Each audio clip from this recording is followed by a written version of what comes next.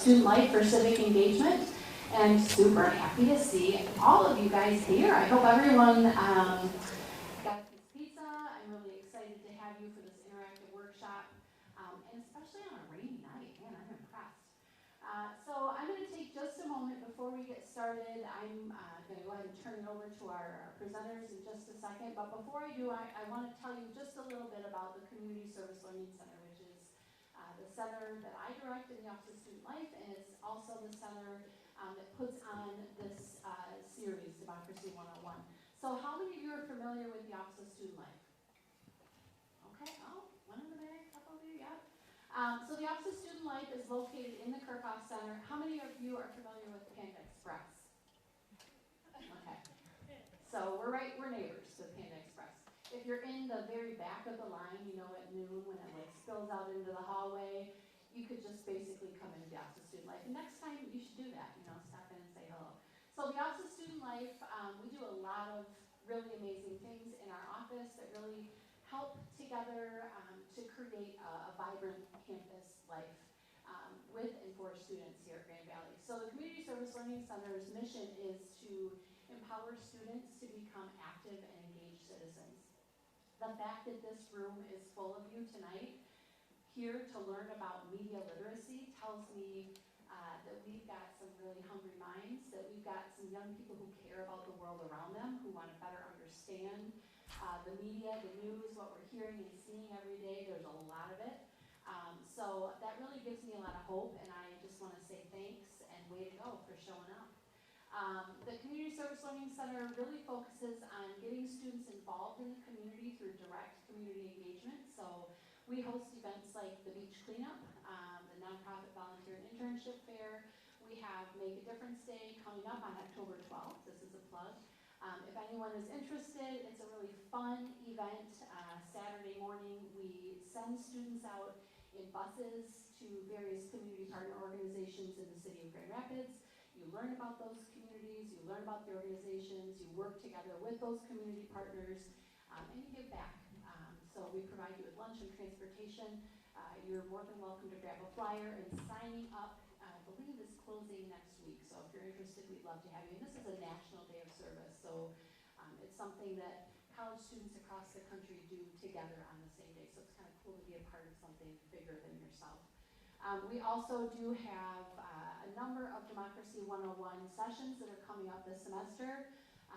This is a series that's really focused on giving our campus community a place to come together and to talk about what it means, what it looks like to be a citizen in a democracy, to be a member of this community, to be informed and to participate in making decisions that affect all of us. So we would invite you to come on back.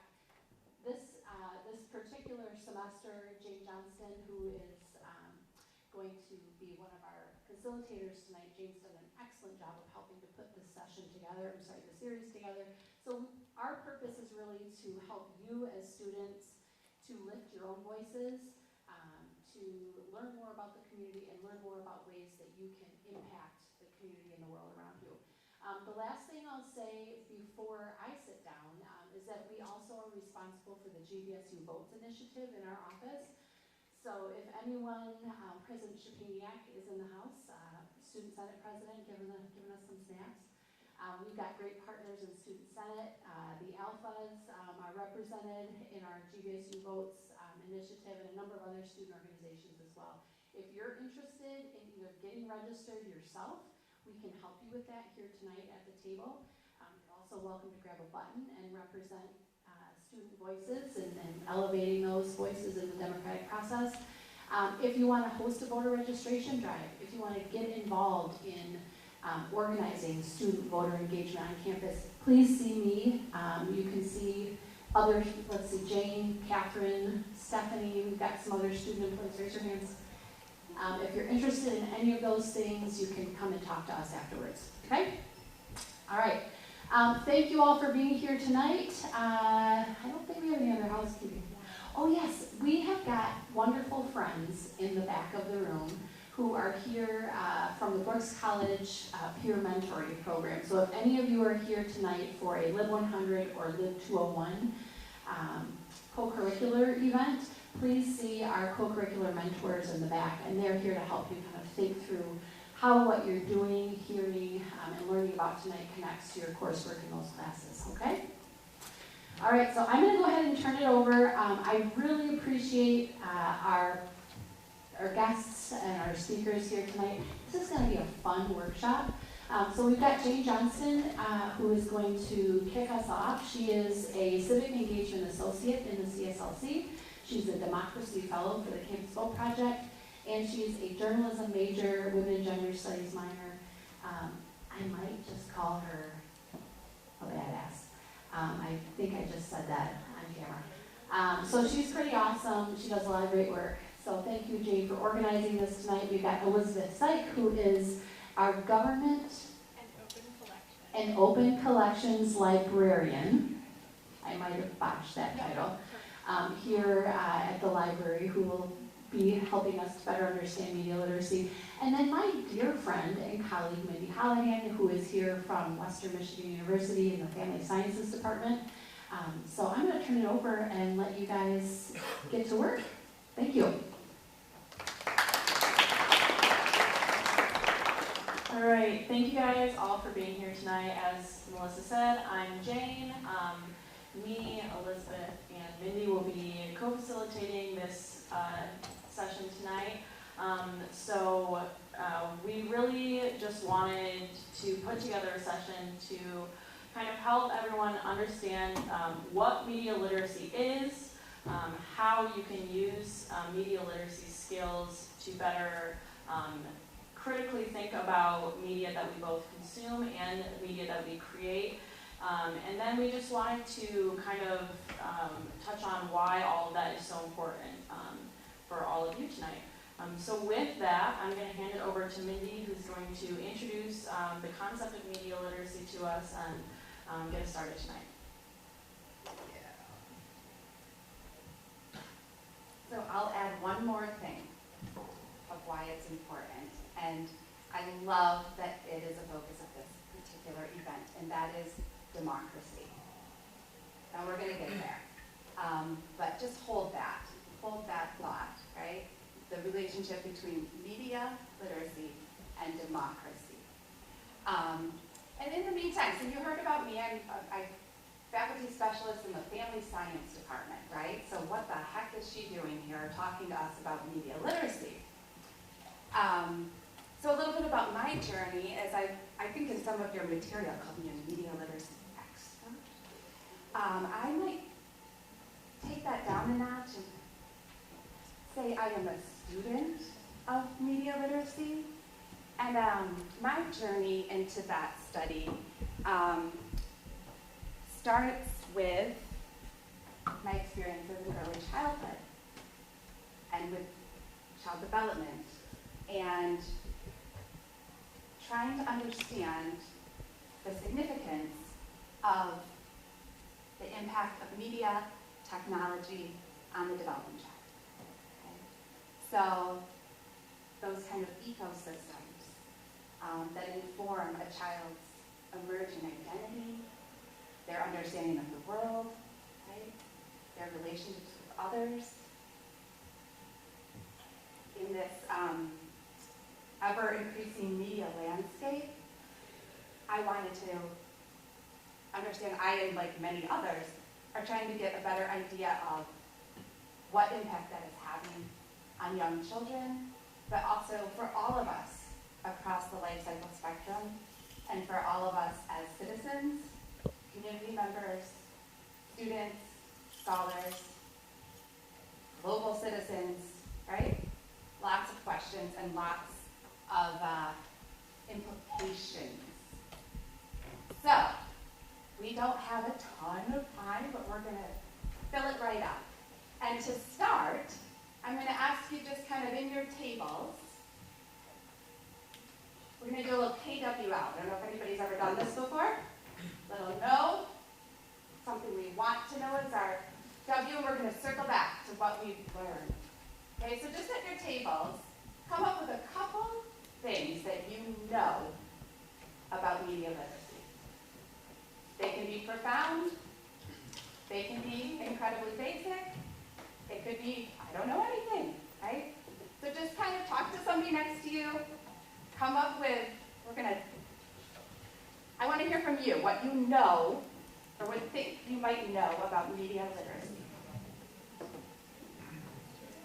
We're going to take 1 minute.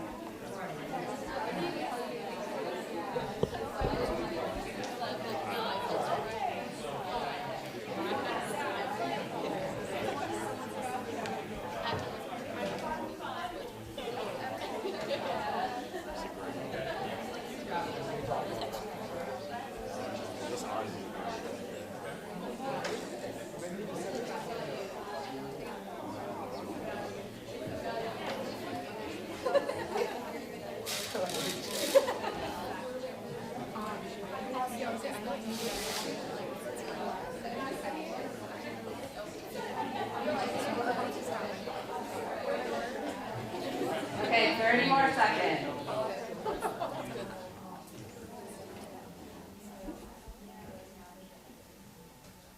So keep talking. You outside? Okay, so what's something that this table felt like they know about media literacy? One thing.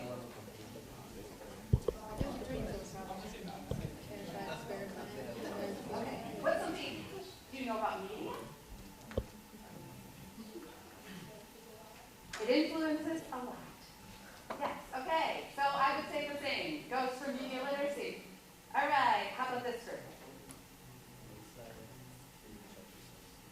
Check your sources. So we've got, okay, media literacy has something to do with sourcing, right? How about this group?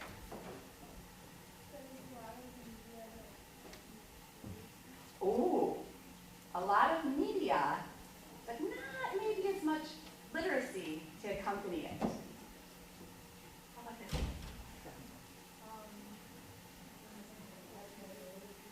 Okay, so looking for credibility. Connected, right, to the idea of checking sources.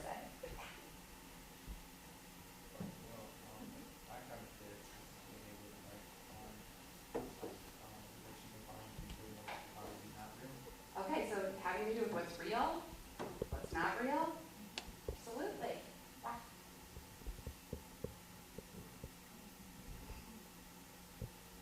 Definitely seeking out more information that getting out of the cycle and Okay, so the importance of seeking multiple sources.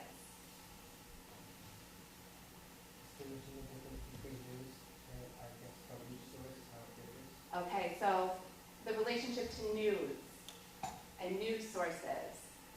And there's very much a spectrum, right, when it comes to such things. Yeah. Anything? Understanding like how the different types of media that are emerging are affecting what we receive. Okay, so understanding emerging media, right, and the role that that has. Deep fakes, anyone? How many people have heard of deep fakes? We're going to all be hearing about them a lot. Yes? Like being open-minded, but also thinking critically. Okay, maintaining an open mind and a critical mind. Is that accurate? Thinking critically. knowing that different people experience the same media methods differently. Okay. Are you a media literacy student? Aha, she is. Different people, you're going to see why, are experience different, the same message differently. Okay? Exposing ourselves to mass media and kind of interpreting it through different lenses. Okay, so exposure to mass media, and again, that interpretation. It's really going to be in the eye of the beholder a lot of times. So thank you so much. This is an awesome start. All right, just a few things. What do we want to know? What do we want to know about media literacy? Do you guys have any? Can you be media illiterate?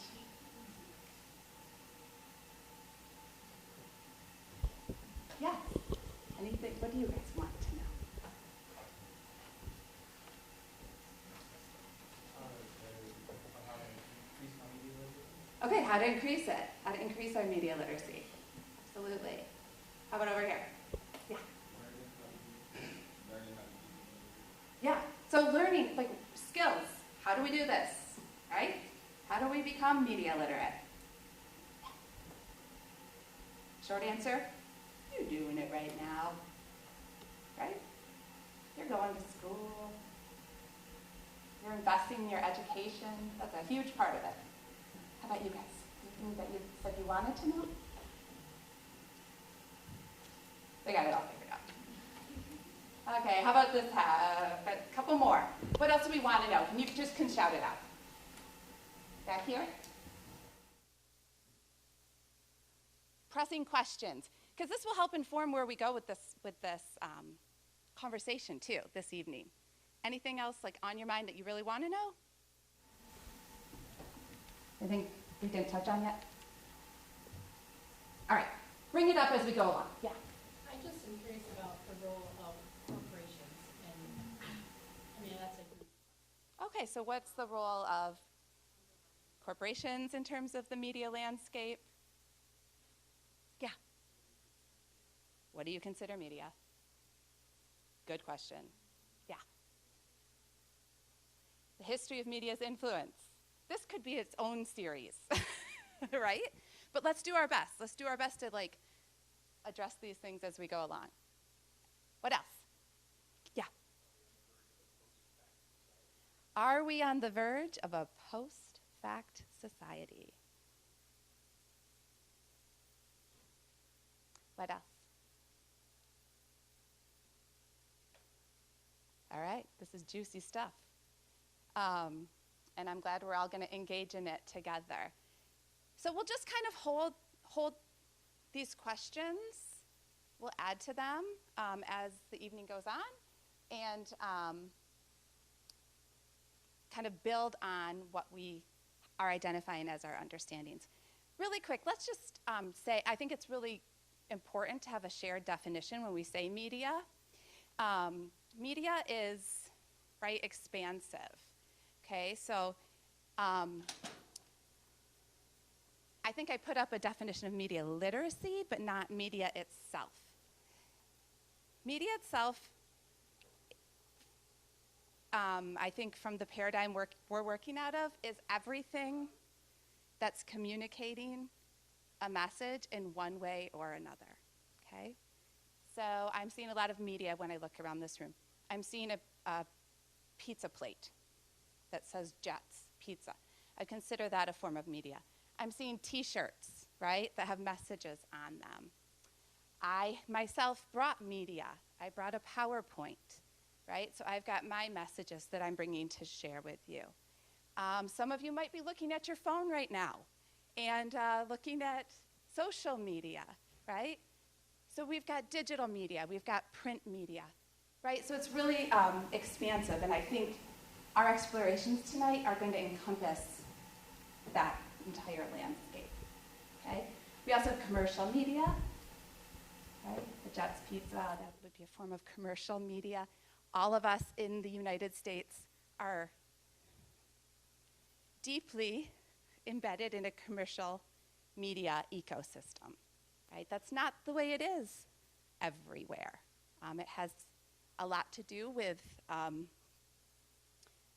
our economy, our capitalist, right, economy, and how this economy functions. So, again, we could have a whole series, but how's that for a starting working definition? Okay. Thank you. Yeah. Okay. And somebody said it. What are these emerging? We have to, as we consider the media, we have to consider the emerging landscape and also the emerging literacies that accompany it. We won't get too deep into this, but it's kind of under an umbrella, I would say, in the scholarly literature that's considered new literacies, right? What would our traditional literacy be? Right, reading and writing, okay? But in this kind of expanding, rapidly expanding media landscape, we're identifying a real need for new literacies. And these needs are coming out fast and furious, right, as are the changing media platforms, and media technologies that are bringing them into our environments. So,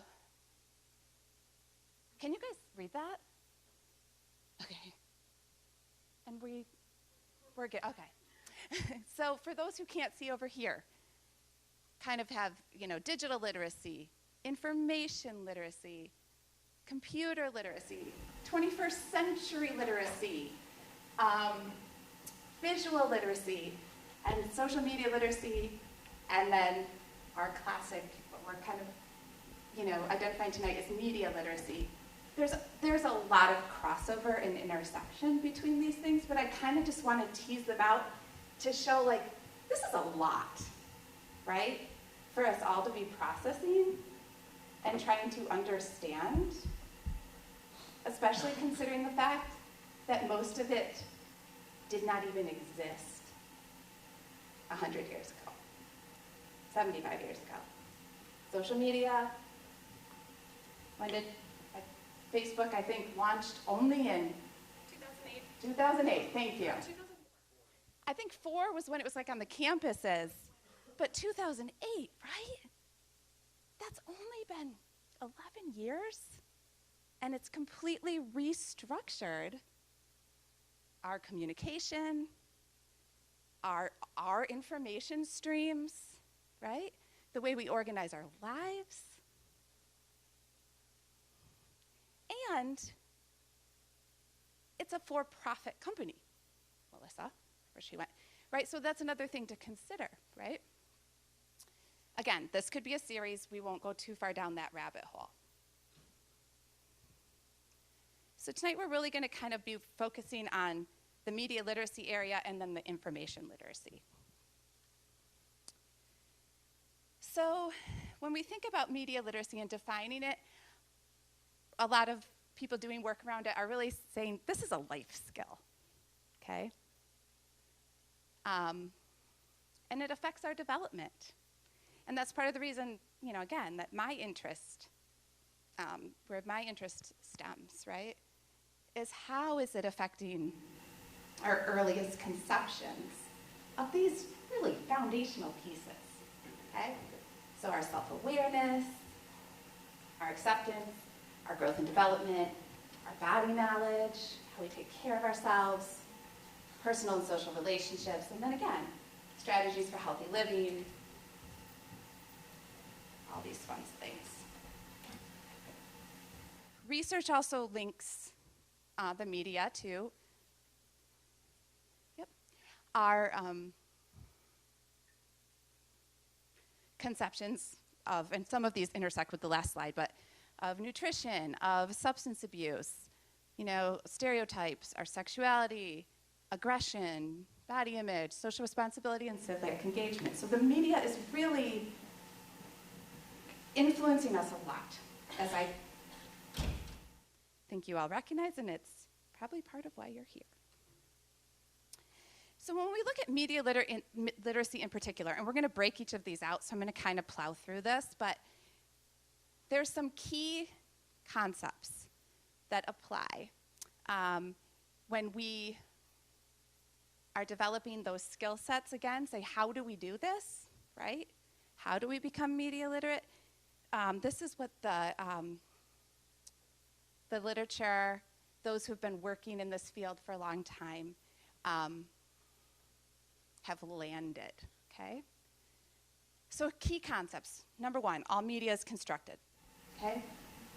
Each medium has different characteristics, strengths, like its own language in the way it's constructed. The font that they use on that pizza plate is different than the font on your shirt, which is different than the font in a textbook, right? You get that. All media messages, one way or another, are going to contain an embedded value and point of view, okay? And we use our own skills, beliefs, experiences to construct our meaning. A number of you said that. We have to look at media messages within a social, political, and economic context.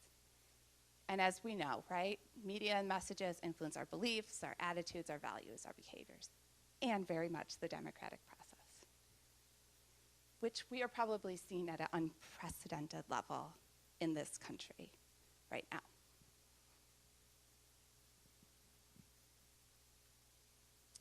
So here's that definition I promised you about media literacy, 21st century approach to education that provides a framework to access, analyze, evaluate, and create messages, okay?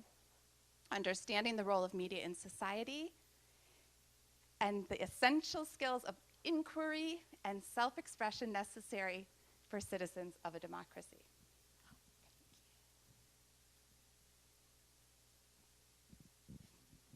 I'm going to plow through this stuff, but kind of features of all media, again, that they have a purpose, they have a message, they have an audience. So here we go. We're going to hit these bullet points. Media constructions, they imitate reality, but they're not in and of themselves real. Anybody recognize this image? I'm seeing yeses and nos. Who do we have here? Jersey Shore, right? I don't know their names, but I'm sure we do. In this room, we have collective knowledge, right? What are their names? Don't be ashamed to know. Pauly D? No? Okay.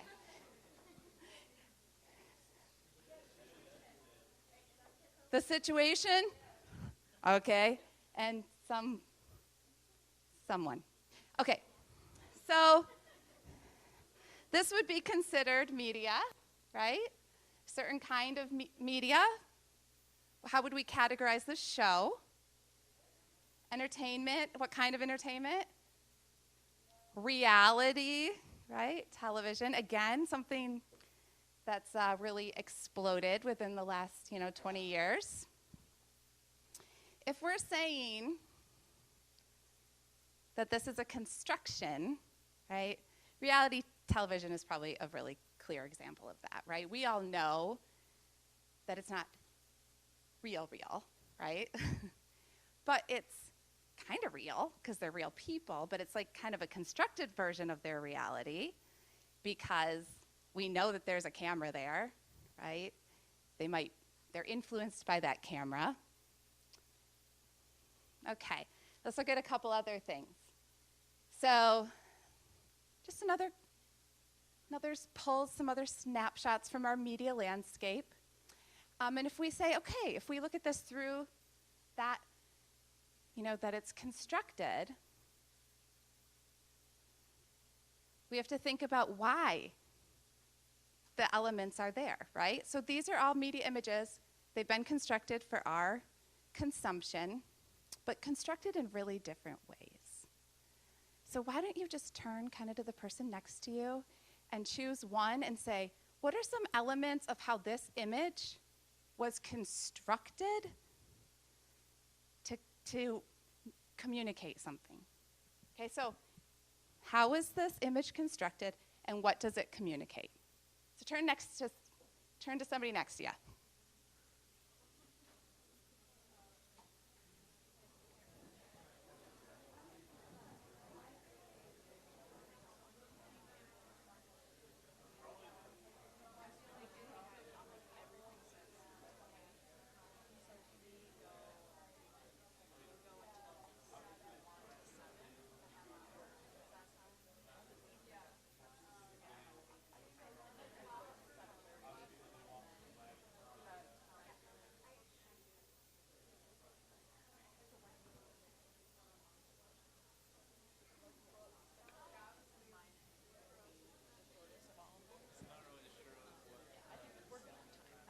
Okay, thank you. The lights are very helpful, thank you. It's like, I know, it's helpful to keep it dimmer, I think, yeah.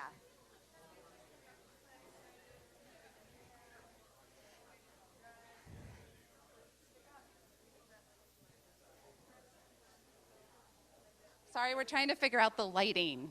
We're trying to set the right mood. I'm not sure we're doing very well. Okay.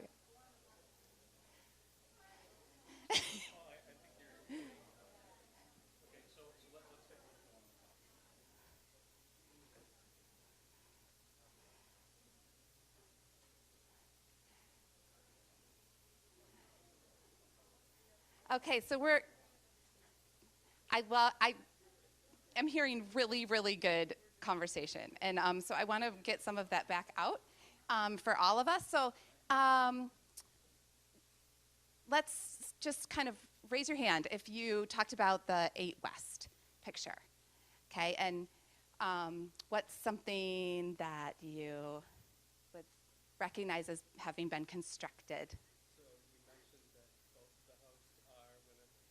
The colors are pink, floral. I don't know. It looks like it would be centered towards women. Okay, so we have 2 women hosts. We have a color scheme, right, that is muted pastels, and got the vibe based on that the audience is probably targeting women. Any other insights onto that one that people notice? Yeah.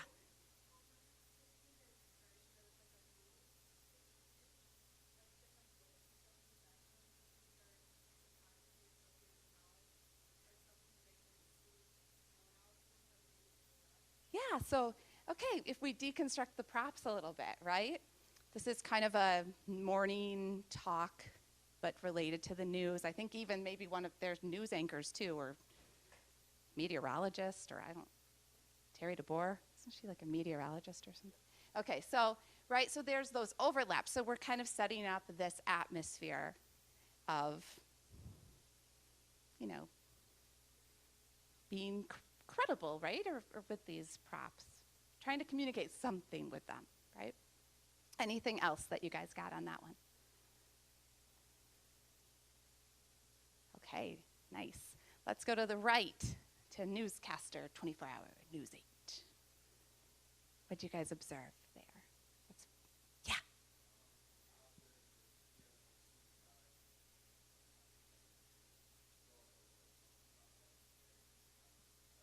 Okay, so we've got professional dress. We're in a suit and tie. We're looking well groomed. We don't know what's on his other half, but we'll presume it's similar. We were just at a family funeral, and the coffin, like closed on one side. And my little niece said to me, she's like, Aunt Mindy, she kept wanting to go up and see our deceased relative.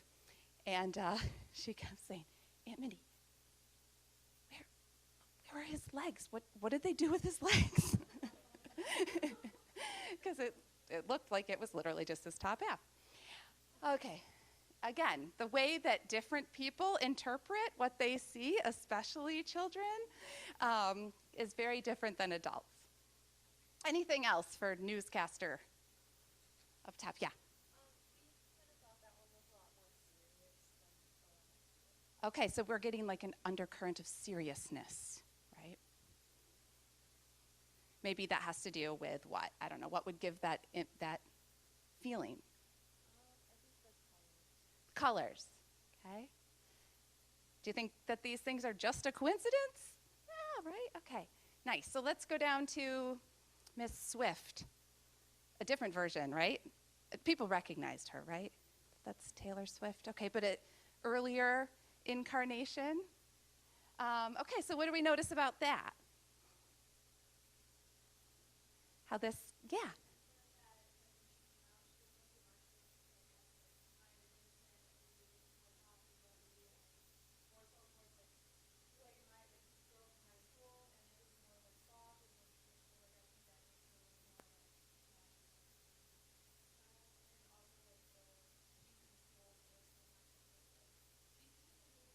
Yeah, so, right, she's set up against a blackboard. She's like looking very, maybe, I don't know, wholesome. Is that a good word choice? I don't.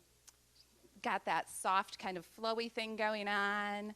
And again, we know that when she launched her career, that very much was her demographic, right? Was high school, probably females more, and there was more of that kind of country vibe.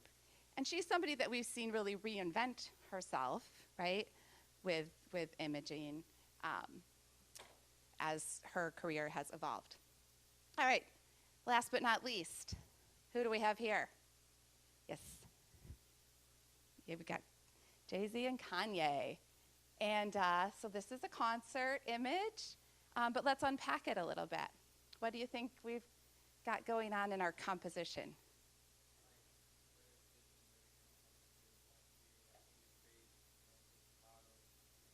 Okay, so even that camera angle, right? They're looking down, they're looking into the camera, they're showing confidence, right? Bravado.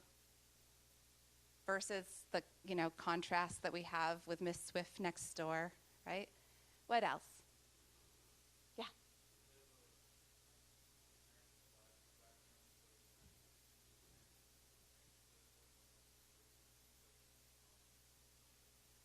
Yeah.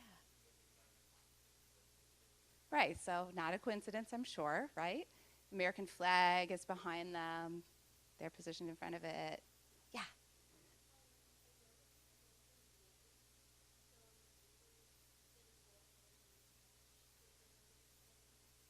Okay, so maybe there was like a larger composition, like color scheme, right?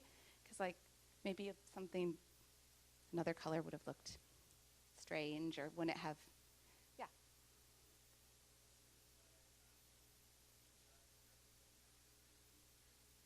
Okay, so like, okay, we're a big country. America belongs to lots of different people, right? So maybe there's some commentary there, right? Again, I would probably have interpreted that as well, but maybe not everybody would have that same interpretation, right? We also make meaning out of what we see in these creations. Great. Okay, here's some other creations. So like we talked about, there's that Facebook, right? I'm sure people have realized at this point that what we see on Facebook is also not entirely representational of reality. Yeah? Okay. Right? So we're kind of each crafting a version of ourselves or our family or our life or our experience that we kind of want other people to see. Does that ring true? Okay. And then we've got that probably exponentially more when it comes to other mediums like Instagram and what other things are people using? Snapchat. There was something I've never heard of that you just said. Disco? Oh, Visco. I have heard of Visco. Okay, not that out of it. Okay. Right? So, yeah.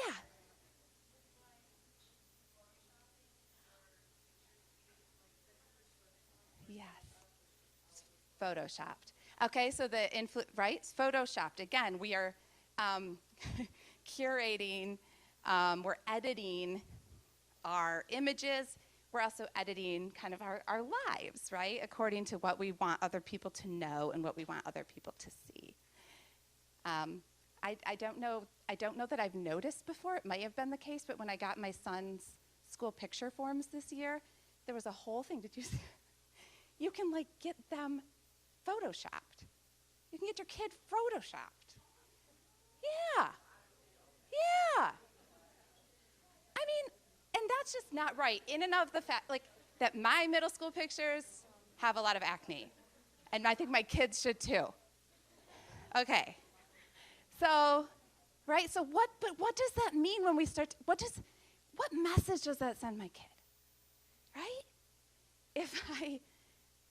He'll get that back, and he actually does have an enormous mosquito bite right here, right now. I don't think it was there for his school picture, but he would have known that was there, right? And what if I would have changed, altered that just a little bit? I don't know. It makes me wonder, like, what message am I sending to him about his appearance, and his image? So things to chew on as we work through this. Okay, so that idea that media have unique aesthetic forms, right? It's an art form. The media is an art form, and it's an art form that I enjoy greatly, right? I love film. I love reading, right? Great pleasure can come from engaging with it, right? And actually, when we have media literacy skills, that can enhance our appreciation because we have more of an idea of what's gone into the creation of that. My daughter is a film major here, and I've learned so much from her in terms of, she's into editing, right? So I've grown so much in my appreciation of the role that editing has in filmmaking and how we understand it. So I watch movies differently. Here's one I just put up to kind of say, okay, what's the aesthetic? What choices have been made aesthetically, right, when we look at this Harry Potter poster? Yeah. The font, right, itself. It's sending kind of a mysterious, mystical, yeah. Yeah, so it's dark, it's kind of spooky vibe, right? Yeah. Okay, so just their action that's in it, right? It looks exactly like they're in trouble, feels suspenseful, right? All of that highly intentional, yeah. Aha! The way we position the characters, right? We're centering that main character. Yeah. Okay, we are fans. We know what they usually wear at Hogwarts. And they are not. So then I automatically know it's book 7. Yeah.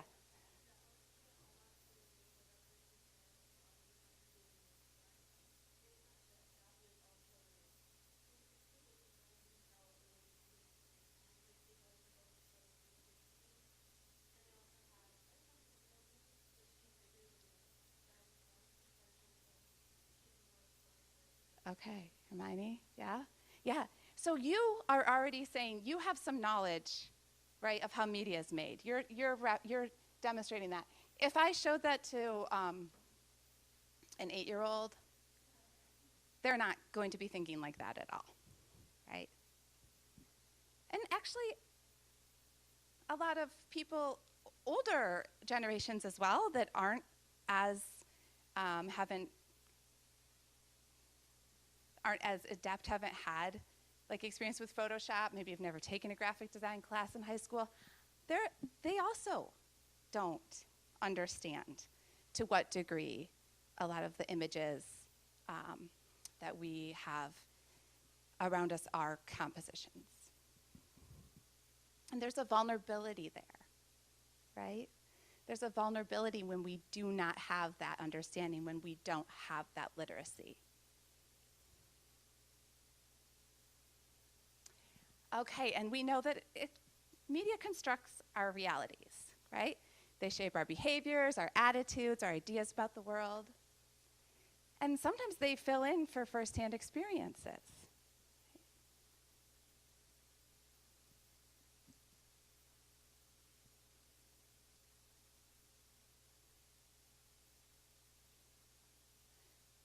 So, I have never been to Hawaii, okay? I'd very much like to go to Hawaii, but I feel like I have an understanding of what Hawaii is, right? How many would agree that this looks like Hawaii? How many people have ever been to Hawaii? Oh, come on, really? Okay, but you know, right, it vibes, right? I have never been to the Middle East. Okay? When I was putting this together, I just Googled Middle East. And here are the first two pictures that came up. Okay? I have had the privilege of studying with people, getting to know people that do come from the Middle East. And this is not their conception of what comes to mind, right? Oh, I forgot to tell you, when I Googled Hawaii, that's the picture that came up. Okay, so the way even information is ranked, you know, there's bias there, right? And I've gotten to know some incredibly beautiful people from the regions of the world where these photos were taken. From beautiful homes and landscapes and streets and communities. Yes.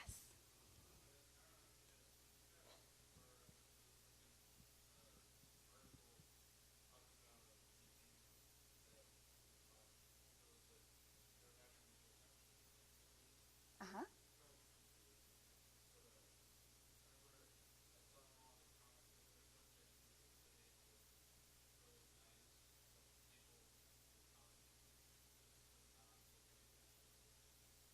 Right. Right. So if this is the dominant messaging we get in our news, and you know, we're not getting a full picture that's representational, right, of that place. So exactly. And we also know, like our media literacy student over here said, the audience are negotiating meaning, right? We're not passive. We're actively processing what it is that we're seeing and making sense of it, right? This is what we do as human beings. This is kind of how we're hardwired. And we do know from research that certain demographics of people will make similar meaning from a message.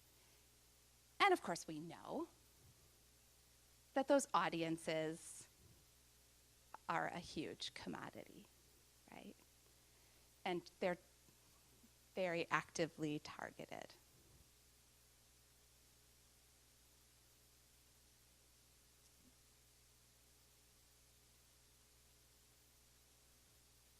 I see some folks taking notes. I'm just giving them a sec. Okay. I don't know that my video is going to play. It's not really coming up.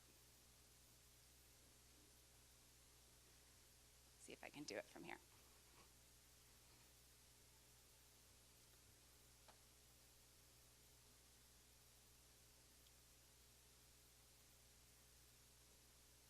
Nope. Okay. That's okay.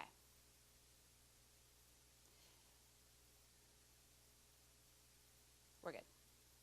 It was like a beer commercial where the dog is fetching the beer, then the dog bites somebody's crotch. I don't really know what, but but the idea is, okay, adults watching that commercial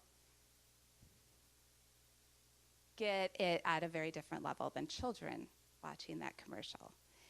And we know, based on studies and backstories that have been done, that marketers are often using, especially beer commercials and things, are using animals and kind of some more simplistic or storylines that can be understood on two different levels, because they want to kind of have kids exposed to their products early, to kind of get in their psyche, okay?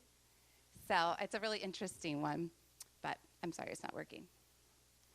Okay, so, and again, like we talked about, media have commercial implications. They're intertwined with our economic system. Advertising and media have a symbiotic relationship, right? It's very rare that you have a form of media that does not include some form of advertising, because revenue, so there's that.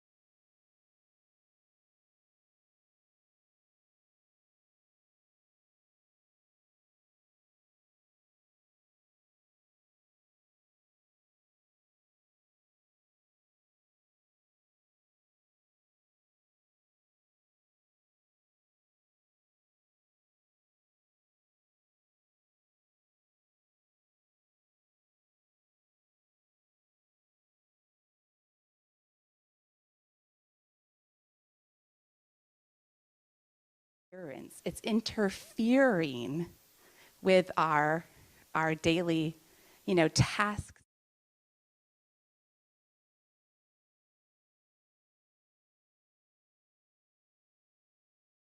Using technology to avoid something that's uncomfortable.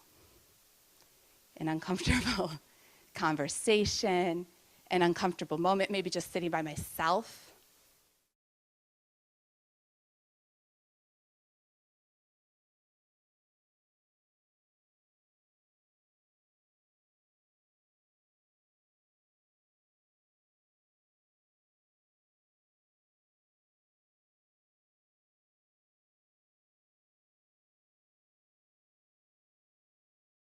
The harder work of parenting by just saying, okay, just watch something.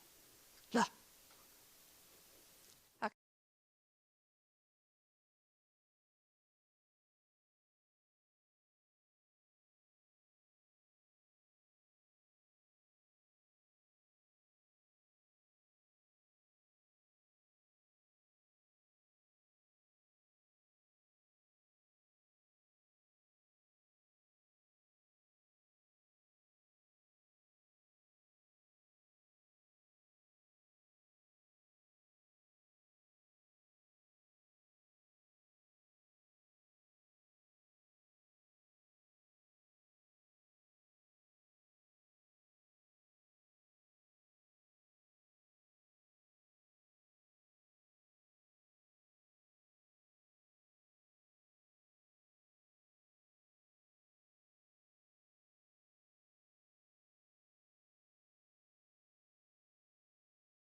And this was 2015. So think about how much more savvy or sophisticated the cell phones have gotten since then, and how much more access a lot of us have because we can afford them when we couldn't have afforded them even 5 years ago, right? So then they look at multitasking, they look at all kinds of other factors. It's fascinating research. I highly recommend checking it out. And if you're interested in the younger sets, they have a, I think, 0 to 8 group that they do as well. And again, like what are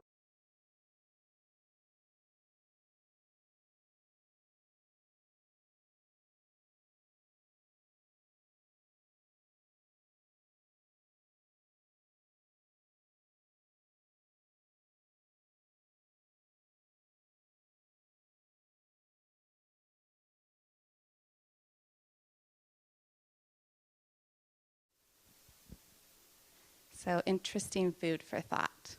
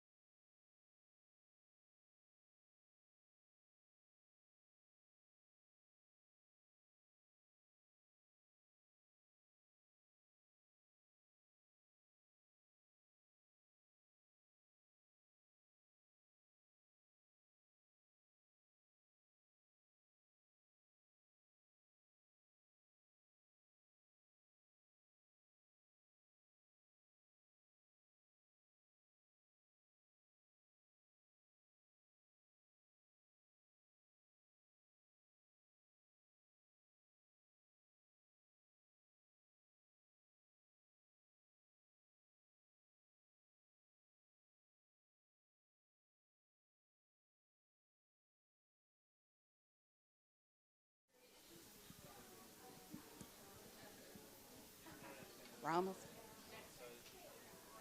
done. Are we good?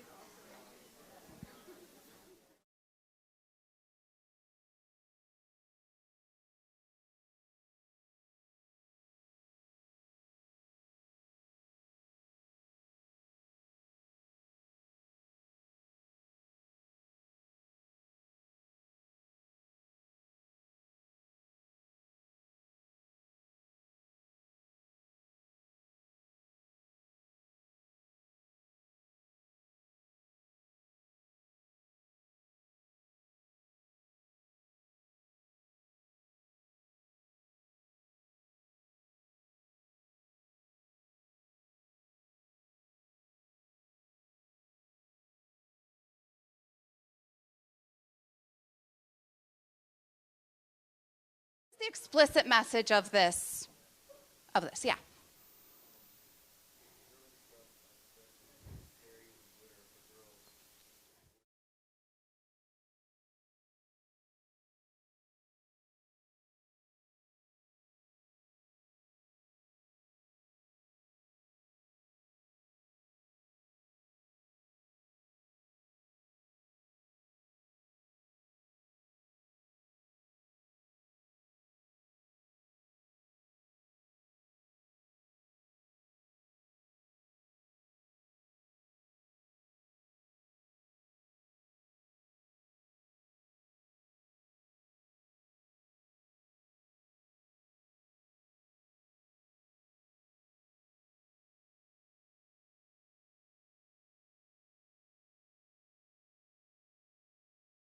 if I was a young child, right? They're trying to sell me a book, but you guys are much savvier and more experienced. And so you're recognizing straight out of the chute that there's way more being communicated here than just the sale of these books. What else did you guys notice? Yeah.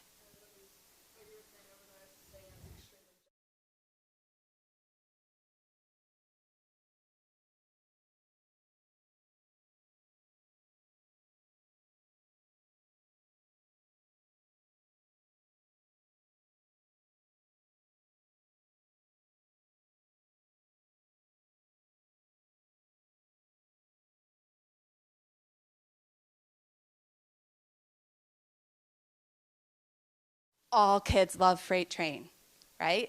And it breaks my heart to think that a little girl might not choose Freight Train because it's on this other side, right? Or vice versa, right?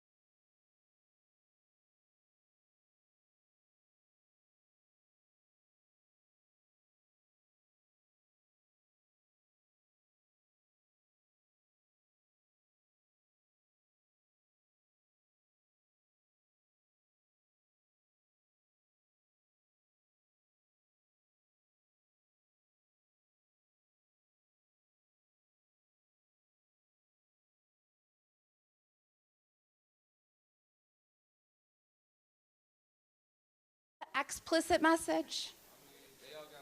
Yeah.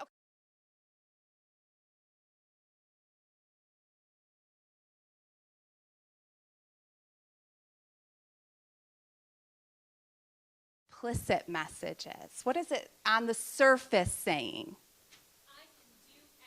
I can do anything, right? Oh, but don't worry. We're going to get back to you. Yeah. I can do anything. I can be anything, right? I can be whatever all these job, right? Things look like. Again, very stereotypical versions of this work, okay? But then that undercurrent, that implicit message, right? This is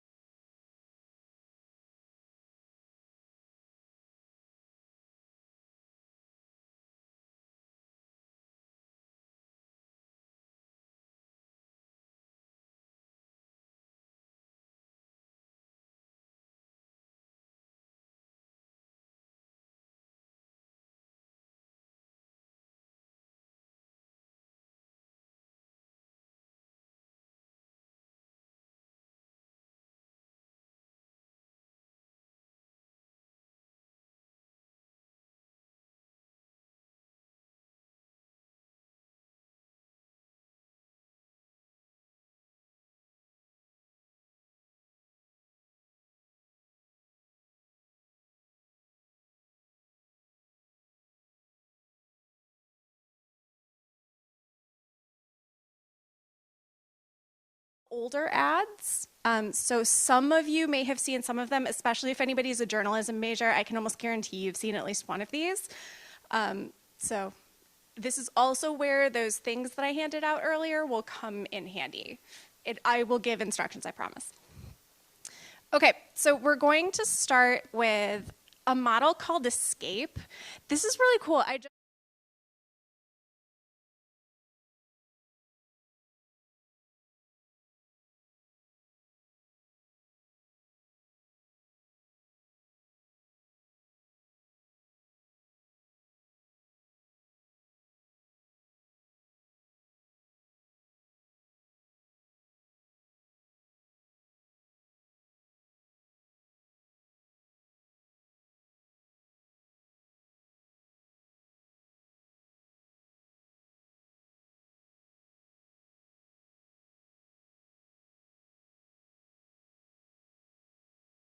That they're quoting. Where did that come from? Can I find that somewhere else? Places and documents. That's actually where a lot of my work comes in, is on the documents. If you ever see in the newspaper where it's like, the Census Bureau last week said this many people, that's what I do, is I help you find what the heck that Census Bureau report was and where it came from. Next up, we hit source.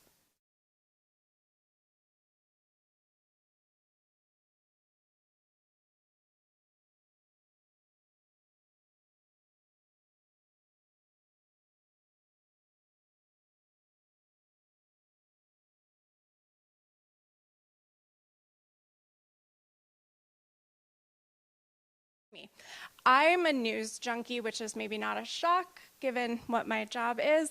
But I get most of my news from social media or from alerts on my phone. I will own up to glancing at my news alerts because my phone has been going crazy. Right? How does that get to me? Somebody else is deciding what's ending up in front of me. And sometimes it's my choice. Like, I have the Washington Post on my phone, so I've decided I want to hear from them. But like Yahoo News and Google News just shows up. And I don't actually know what their algorithm is. I know that it changes based on what I click on, so I start to get a lot of stories, some of which have nothing to do with me just because I did a Google search once on this topic, and it's a little weird. Right, but you have to think about it, and I think that it's so easy not to think about that. Maybe you are all so much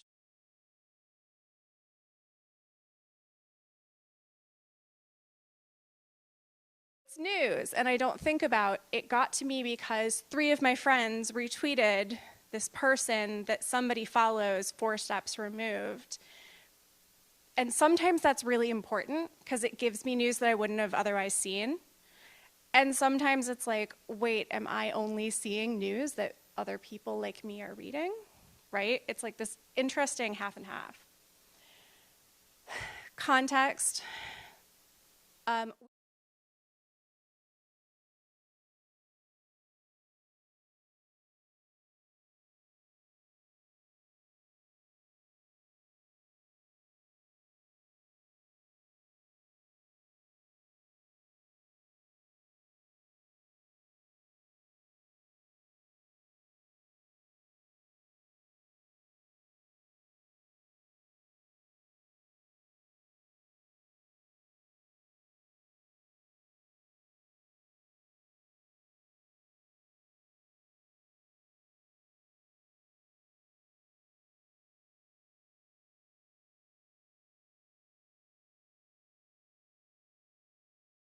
This is one that I really like about this model because it forces you to think. You know, images are chosen, and people spend a lot of time and money picking images and video and making commercials. Who they're choosing for that voiceover matters. Like, are you getting the guy with the gravelly voice who does the truck commercials, or are you having like that little girl who does the commercial for care.com talking about how her mom and dad don't pay any attention to her so that you automatically feel guilty? I don't even have kids and I feel guilty every time I watch that. It's like I should be spending time with someone. I know that sounds sounds silly.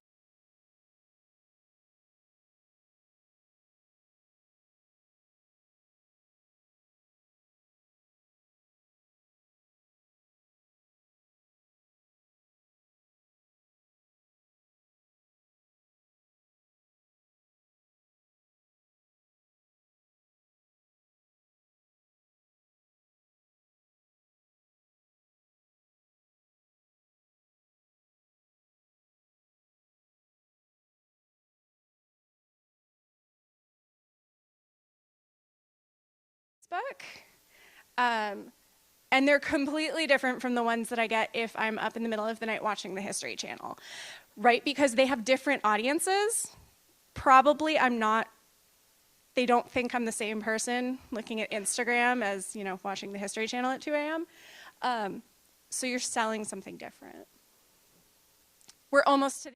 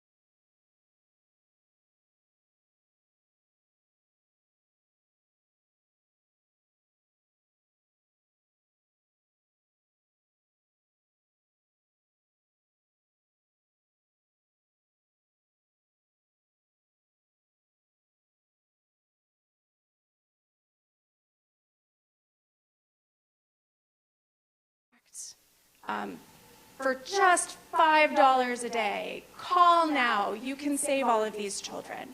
And you'll see some examples of that. I think commercials are the easiest, but there will be some examples in some of the political commercials we'll watch. And then the last E, execution. What does it look like and how is it presented? A lot of this goes over into the audience, right? Because it's the execution of all of those conversations. Is anyone in more of the design end of any sort of media? Like a couple people? This is where that comes in, right? It's picking the actual photo. It's that Happy Meal thing. Choosing that little girl to go with that Barbies.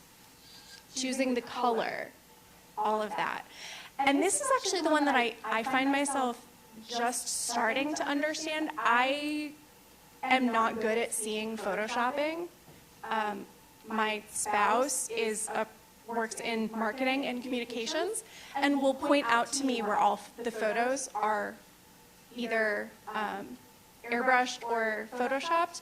He will also show me the ones that aren't real photos, that are just like animations or created from nothing. And I'm like, how do you even see that? And some of you probably have much better eyes than I do on that. But that's the kind of thing that we're coming in on with execution. So this is a quote, former Congresswoman and U.S. Secretary of Labor in 1990, forgive the age. If they're not voting, we're not touching their heads and their hearts.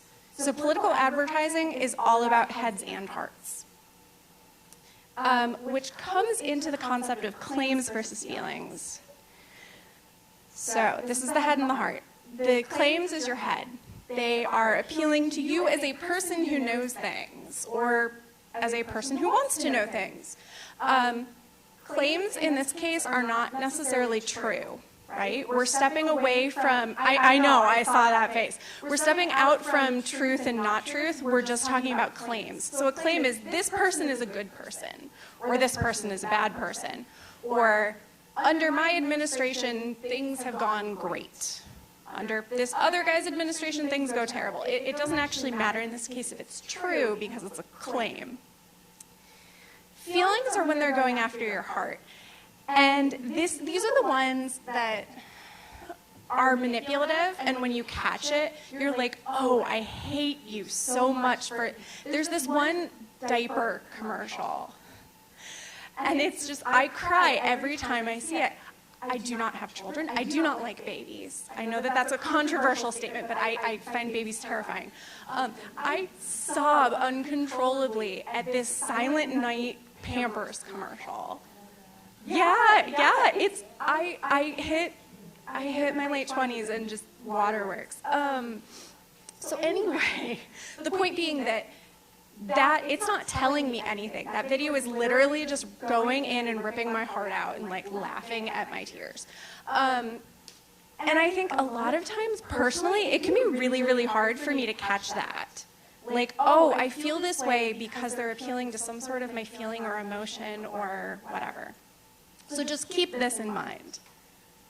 Okay, so this is where we get to use those things I handed out that you're all like, okay, what are we doing? So on this, you will notice each side has a letter, either A, B, C, or D. I know, right? So this is a poll. Political ads are more persuasive when they're based on facts or feelings. So that's that head and the heart. So all I need you to do is make your decision and then turn it around facing at me with whatever you think the answer is, up. So like A would be this way for me, B would be that way. And then I get to scan this, so it just has to be like facing towards me, and then we get real-time poll results. Yeah, right?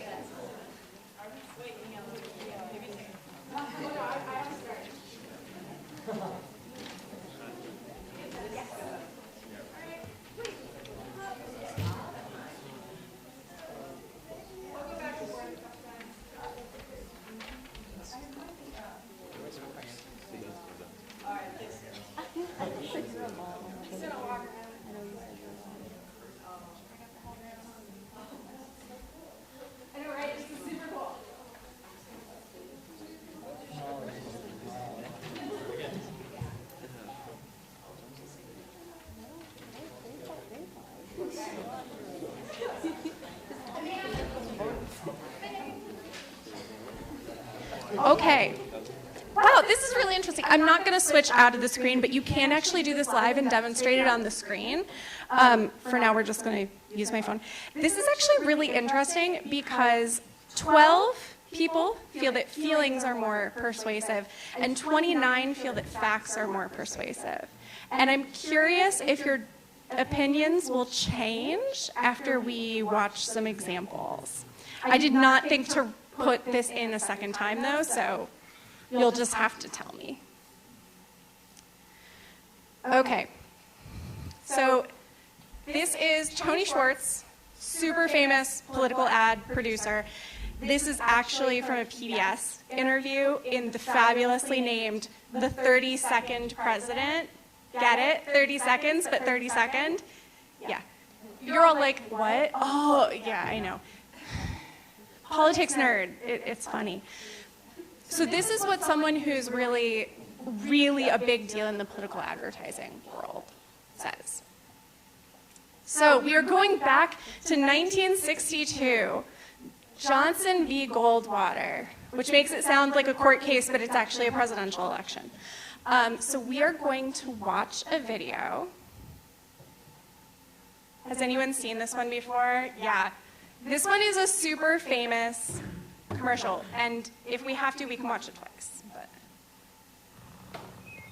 1, 2, 3, 4, 5, 7, 6, 8, 9,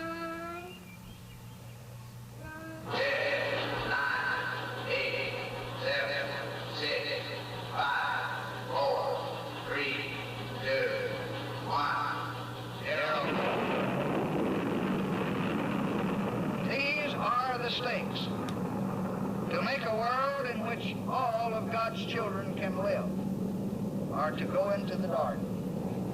We must either love each other or we must die.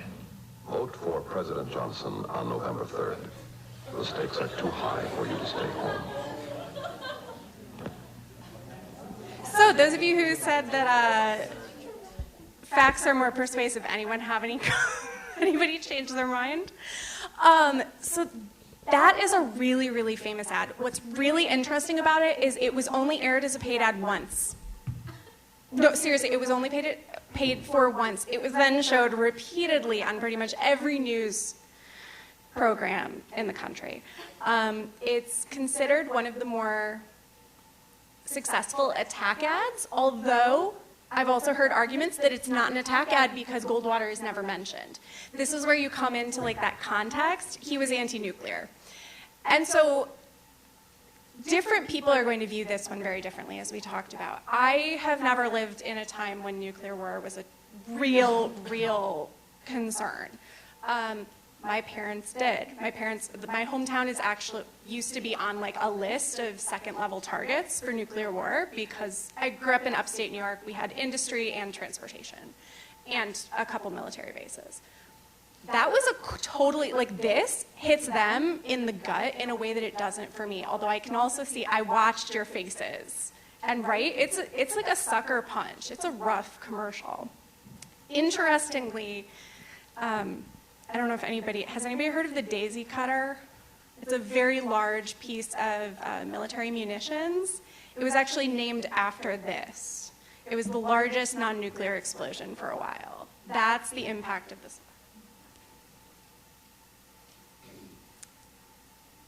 All right. Let's see if it'll let me go. There we are. Okay. It's another poll, yay! So did the ad use facts, feelings, both, or neither? Probably should have had that.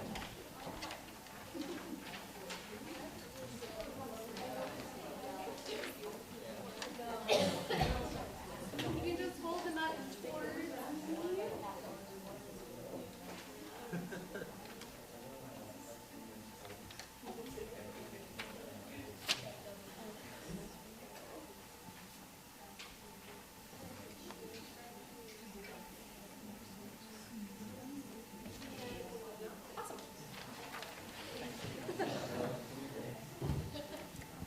So I got 1 facts, 32 feelings, 7 both, and 1 neither. Just for context. I like doing this too because I have no idea who the person who said facts was, and I support you for voting for what you believe. So people vote for their dreams and their fears. This is another political quotation, Canadian political pollster Martin Goldfarb. In case you're wondering how I found all these amazing quotes, as a librarian, I have to tell you there's this great thing called books of quotations. We have a book that's all political quotations. It's fabulous, much better than Googling on the internet and guessing if a quote is actually true or not. So, if you didn't know anything about those candidates, who would you vote for? A, Goldwater, B, Johnson. Ignore the fact that you know who was president.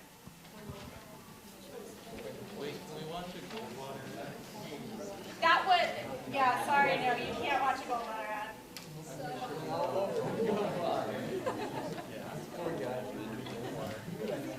Goldwater did not win.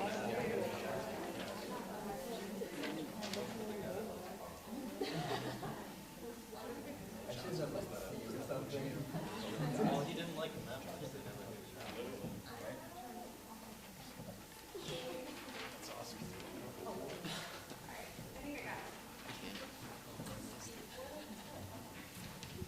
So we've got 8 Goldwater fans, and then 33 Johnson. Right?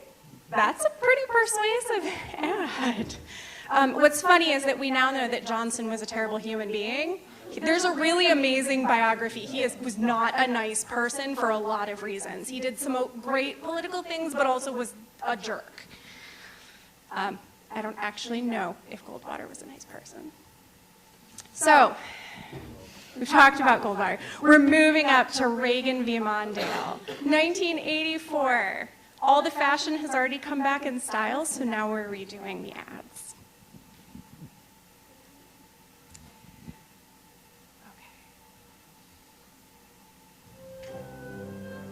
It's morning again in America. Today, more men and women will go to work than ever before in our country's history. With interest rates at about half the record highs of 1980, nearly 2,000 families today will buy new homes, more than at any time in the past 4 years. This afternoon, 6,500 young men and women will be married. And with inflation at less than half of what it was just 4 years ago, they can look forward with confidence to the future. It's morning again in America.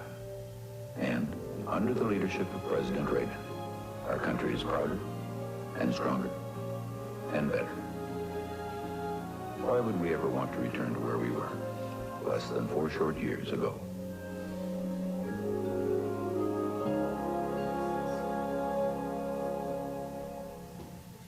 So who recognized the voiceover?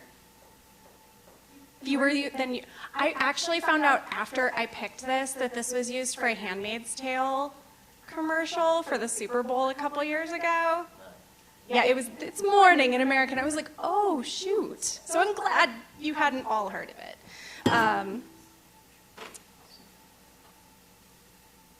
Okay, so Reagan ad, facts or feelings, A, B, C, D.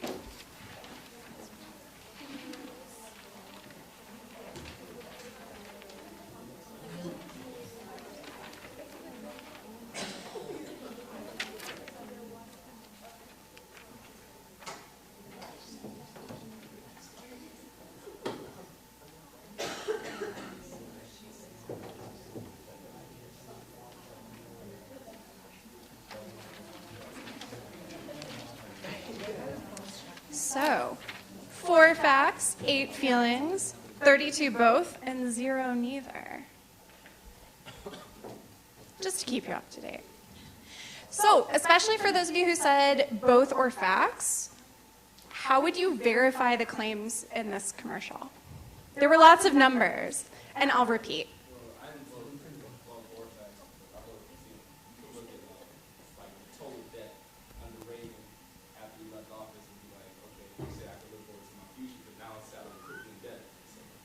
So total debt after Reagan, because, hey, we were talking about my future, but not anymore. Probably like cross-reference with like academia in tandem with like the most current census at the time. Yep, so census stuff, especially for jobs and marriages. And anybody else? Could we come see you? Yes. He is not a plant, but he just said, could we come to you? The answer is yes. Although I would not have been much help with the Reagan Mondale ad at the time. You can all guess how old I was. But,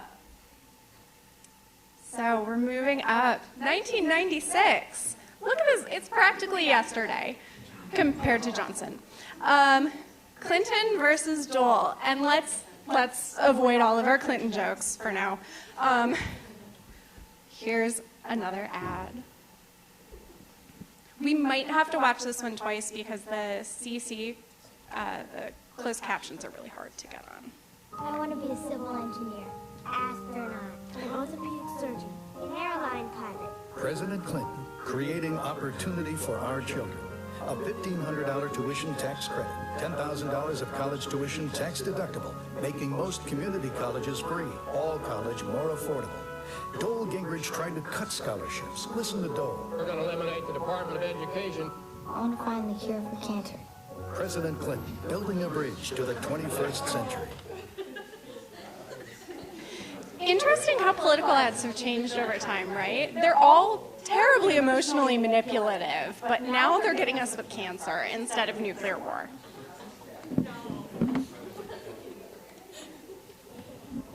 All right, do we even need to do that? Do we want to do this one again? I can scan you again. Thumbs up. Okay, facts, feelings, both, neither.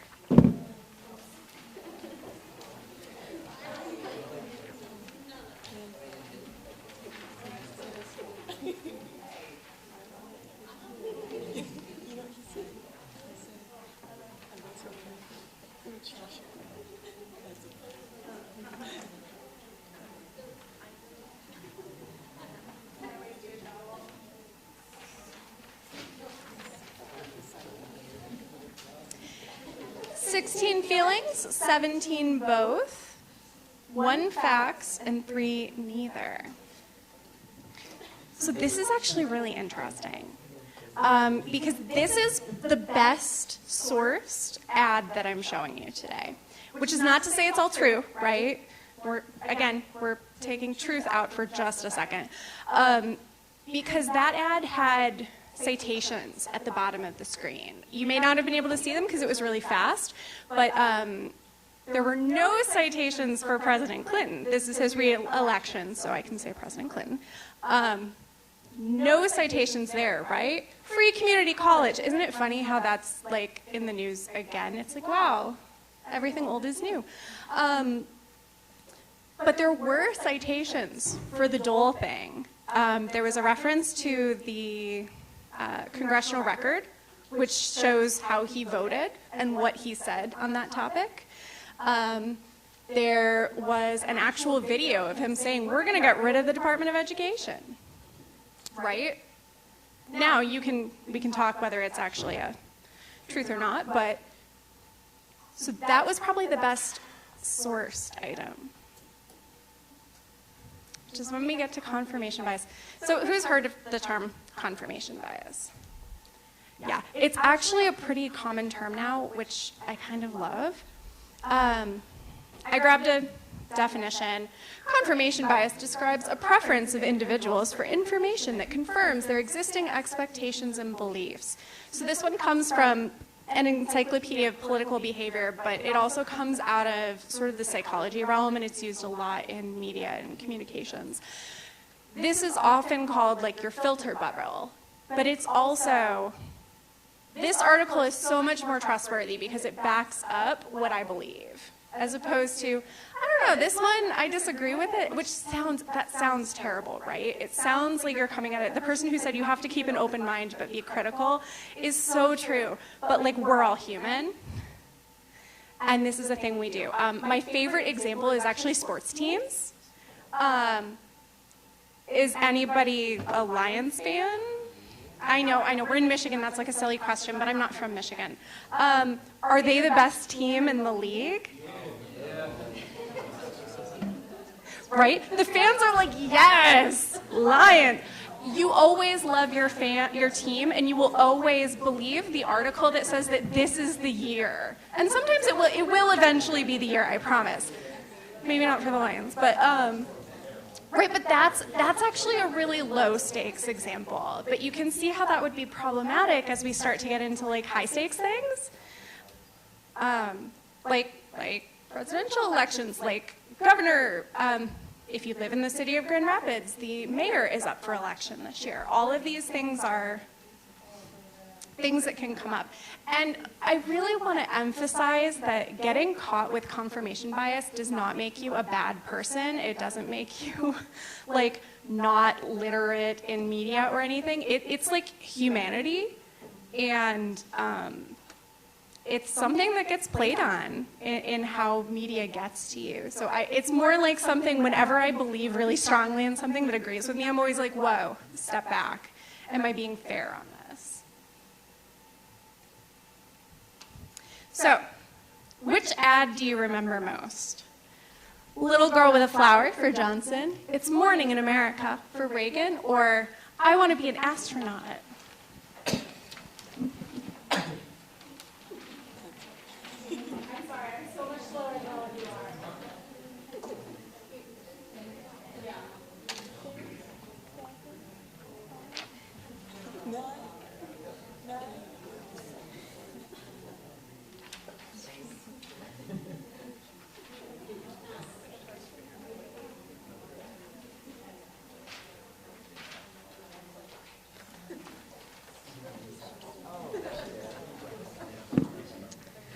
Not surprisingly, it's the Johnson ad, which is the nuclear bomb, which is pretty emotionally striking. Yeah, that one, every time I show it to someone, there's that moment where you're like, oh, they're gonna blow up the little girl. Yeah, it's rough. So this is my closer, after I make you talk about blowing up small children. This is fun because it's actually from Grand Rapids. Harry S. Truman, 1948, came to do a campaign stop in Grand Rapids, Michigan. Right. This is one of the things that I always do. As the government documents person, has anybody seen me in a class before? A couple of people, Cap 115? Cap 115. Anybody who's an advertising major sees me. I am big on register to vote, and conveniently, here tonight, you don't even have to go somewhere to register. It's awesome. Because it's all about, like, this. Going out and voting for your interests, which are not the same as my interests, and that's healthy and good, and it's important. My other tip, and then I'll pass it over because people don't realize this, you can print out a copy of your ballot anywhere in the state of Michigan, but also other states, but in the state of Michigan, it's just on the Secretary of State. You can choose who you want to vote for and take it with you like a cheat sheet. You can't bring your phone because it's illegal. I know, there was a court case, but you can bring a piece of paper. So, as an FYI, when you have those things that have like 30 people you have to choose to vote for, super helpful. All right, that's it for me. I end with that. I'm going to hand it over to Jane. All right. So I know we are all very busy people and have places to be, so I'm going to skip through a little bit of this. So what I want to talk about last, I got it, is how we use media literacy skills to not only talk about media that we are consuming, like those political ads, like a lot of the advertisements that Elizabeth and Mindy both showed you, but how we use media literacy to think about media that we are creating. I know a lot of us here are in majors where we are creating, if we're journalism majors, ad and PR, all that kind of stuff. But really, any major, any career that you have, you're going to be creating something at some point, whether that be maybe a flyer for an event or even just a post on social media. We have to be thinking about how we are using media literacy skills to, oh, it's not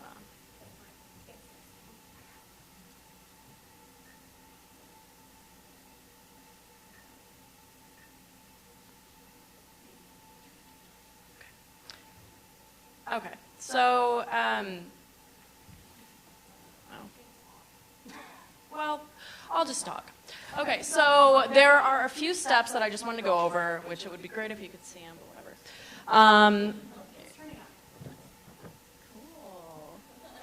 Oh, we're back in business. Okay, yay, okay. So there are a few steps that I just wanted to talk about to be creating literate media. So the first step is acknowledging your biases. So we think about questions we should be asking around this. So who's creating this message? And how might different people understand this message differently than me? We want to acknowledge those biases as soon as we start the project so you can have a more inclusive and more holistic project outcome. Then we want to do your research. So we think about that escape concept that Elizabeth mentioned. We want to be doing research on all aspects of projects that we're working on, whether that be the audience or the evaluating information that we're putting out into the world, all that kind of stuff. And then we want to collaborate. So right before this presentation began, actually, Mindy said to me, more minds, what did you say, more minds? Is that what all it is? Yeah, better, I don't know what. Yeah. Something like that. Yeah. Essentially, great minds think alike. Work together with people around you to not only create the best project that you can create, but making sure you're including different voices. And then, of course, the last step is to celebrate. After you've done a job well done. You get together with your friends, with all your collaborators, and you celebrate. So I want to end this session tonight just testing out those skills that we've talked about, all of the skills that Mindy and Elizabeth and I have given to you tonight. It's time to test out those skills. So with the people at your table, I want you to take just a minute to think about the following scenario. So your boss wants you to create a pamphlet to promote Grand Valley to out-of-state students. At your tables, in your groups, use the skills that you learned today to decide what you're going to put in that pamphlet. When we come back together as a group, be prepared to talk about what you guys decided and what skills you used to decide those things. So go ahead and talk for a couple minutes or so.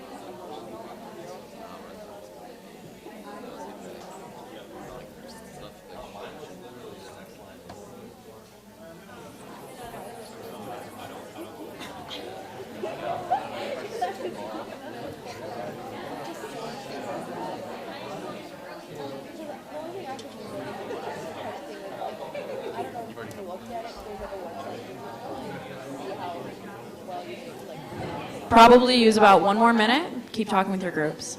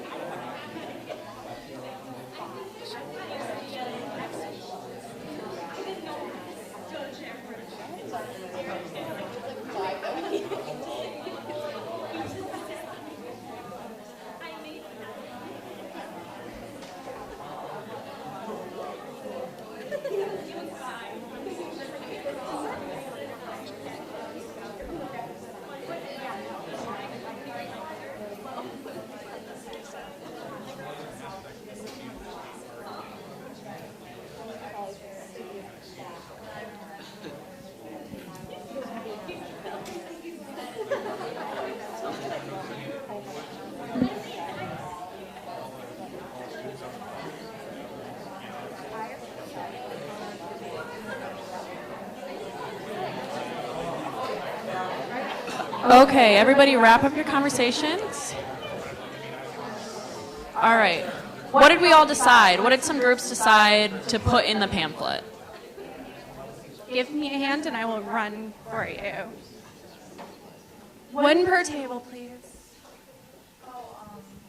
student testimonials, like how they like the school and living on campus and things like that. Somebody in the back. Going out of order. Cost comparison.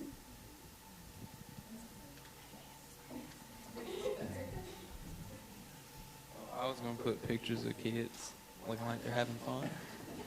I honestly, I now feel like. Sorry, and then I just realized, like, does anybody know who Mark is? I was just gonna say like different locations are like kind of like aesthetically pleasing to show other people on the stage, so like they know what places to go to when they come.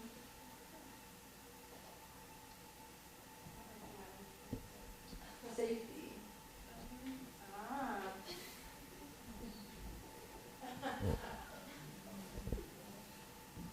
It's the quote that they have posted on the side of the buses that says 94% of Grand Valley students within 3 months after graduation have a job, which would apply to the facts and fields. It's true, because we're all terrified of taking notes.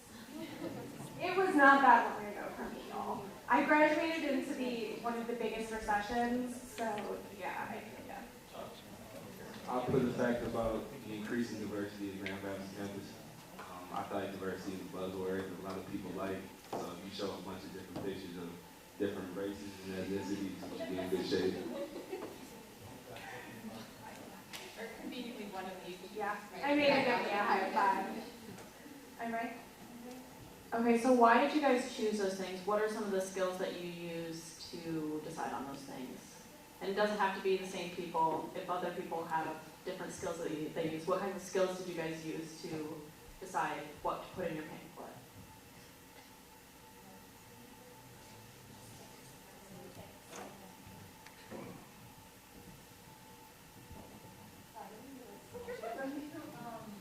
We said student testimonials because when I applied here, I knew a lot of people that already went here, and they just, I went to JayZ, which is a pretty crap community college, so everybody's telling me, oh, not to talk crap about JayZ, it kind of does suck. But they were telling me how much they enjoyed here, how much the quality of education was better here, and how just overall they just like the student experience here better. So I feel as if it affected me, it might affect others just trying to make a place here too. What kind of skills, like what media literacy skills go into that kind of thing?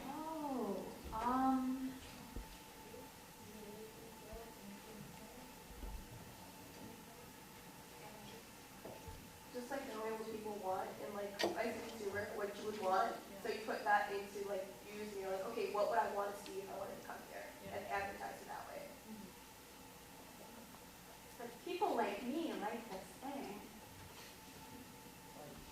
Now that you those tablets and all those, and like a lot of stuff that you see, you have to like kind of feel to some people might want I mean kind of just like more like emotions and stuff, but some people want ethics and some people want life. But it's kind of like a balance to be able to know a little bit what they want.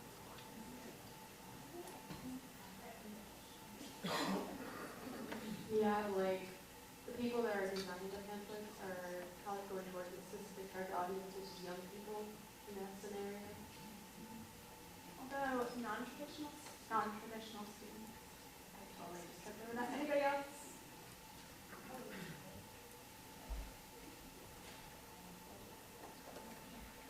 It feels both urban and beachgoers, so we are halfway between both.